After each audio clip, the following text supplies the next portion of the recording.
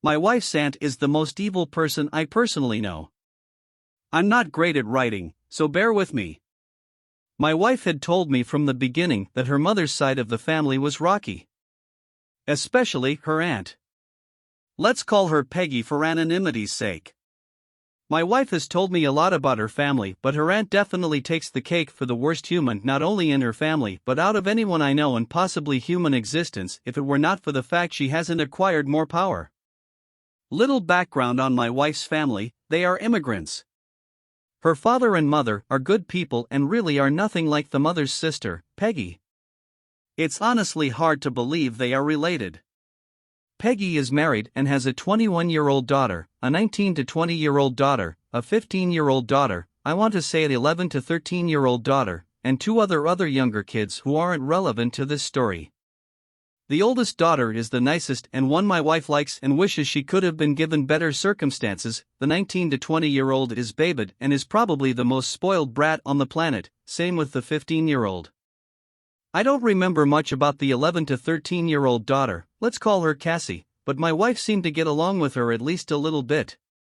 The 19 to 20-year-old, let's call her Jenny, and the 15-year-old, let's call her Maggie, are products and mirror reflections of their mother.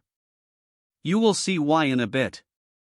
As for Peggy, I have made some bullet points as to some of the things she has done. Tried hiring the man who would take my wife's mother to work to force himself on her so that my wife's father would leave her. Luckily, the man didn't want to do that. My wife's brother caught Peggy making out with my wife's father when he was passed out drunk. When my mother-in-law told what she thought was a trusted friend about this, Peggy was told about it and tried turning it around by saying my mother-in-law was actually trying to steal her husband. Never paid my wife's parents the money she owes them for helping her get into this wonderful country, and when confronted about it, she flipped them off. Peggy told my mother-in-law that one of my wife's other cousin's wife was a witch, and then would go tell that cousin and his wife that my mother-in-law was saying all of that instead. Cassie is not actually her husband's kid. She is a child from one of the countless affairs she has had and is having to this day despite being built like Gru. Many, if not all of her affairs, have been with married men. She got mad at one of these married men for doing something for his wife and asked him if he loved his wife more than her. One of the affairs Peggy is having right now involves her 21-year-old's husband, also a piece of crap and scum of the earth. When the daughter found them making out at a restaurant, Peggy told her she maintains his needs. No remorse. Jenny dated 19-year-olds at 14 and Maggie dated 17-year-olds at 13. The mother would get these dudes to pay for any meals they would get and any lotto cravings she had. She will quite literally do anything for money.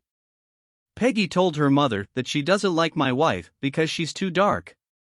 When my wife was in high school, Peggy would spread rumors that my wife was sleeping around and was apparently surprised she hadn't gotten pregnant.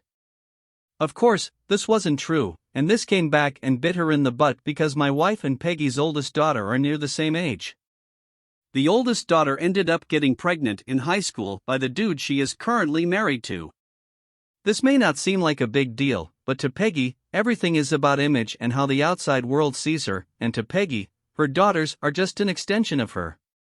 It doesn't really seem like she sees them as individual human beings.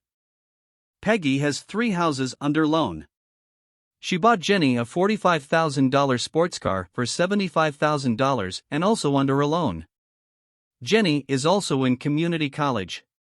Peggy and her husband cannot pay for all of this because Peggy is lazy and does not work, and her husband doesn't make anywhere near enough money to pay for all of this. Why would they do this? So they can tell family back home they have all of this for clout. So, how do they still have all this stuff?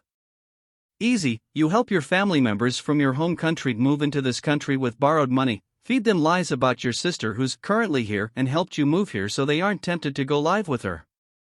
Treat them well for the first few days to a week.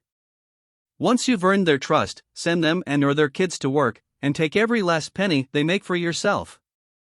Yep, that's right. She basically enslaved her own family members.